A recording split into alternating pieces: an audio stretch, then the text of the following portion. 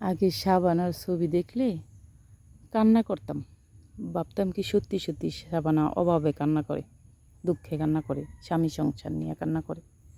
এখন বুঝলাম যে না, এগুলো তো অভিনয়। এই অভিনয় আমিও করতে পারি, সবাই করতে পারে। আগে শুটিং দেখলে কান্না করতাম, এখন শুটিং দেখায় দেয়, মোবাইলে সব কিছু দেখায় দেয়। যার যখন আপডেট হয়ে গেছি। মানুষ কেন আপডেট হয় না রে ভাই? মানুষ কেন আপডেট হয় না? আমাগো এলাকায় একটা লোক আসছিল, বাড়ি বাড়ি মানুষের চোখলামি করতো, গিবত করতো, আর কইতো কি হ্যাঁ আবার পাঁচ ওয়াক্ত নামাজ পড়তো। হ্যাঁ কইতো কি যে বাড়িতে যাইয়া মানে চোখলামি, হ্যাঁ নিজেই কইতো যে বাড়িতে যায় একটা ছোট্ট দোয়া আছে, দোয়াটা পড়মু, তাইলে আর মানে আমি যে গিবত করলাম, চোখলামি করলাম, এগুলির কাইটে যাব, মানে গুণা কাটায় ফেলাইব। বাড়িতে যে একটা দোয়া পড়বো, শেষ কেটে যাব।